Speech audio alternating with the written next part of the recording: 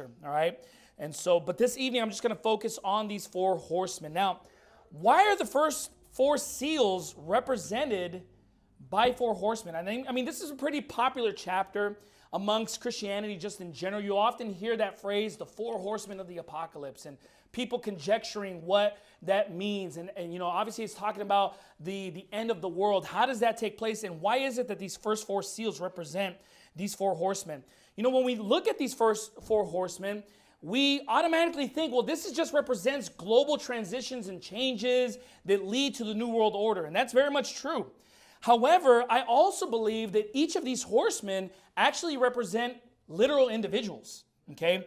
Prominent figures that will basically come under the cloak of nobility during a time of crisis in order to impose these universal changes known as the New World Order, okay? You say, well, how do you know that? How do you know that each horseman, or each horse represents an actual person? Well, because of the fact that the first horse that comes on the scene is the Antichrist. He says, he that sat on him had a bow and a crown was given unto him, and he went forth conquering and to conquer. And we know that the Bible's teaching us here that this is referring to a literal person by the name of the Antichrist, the person who's coming in the place of Christ. And so, with that being said, we understand that the subsequent horses that come thereafter are actual individuals as well.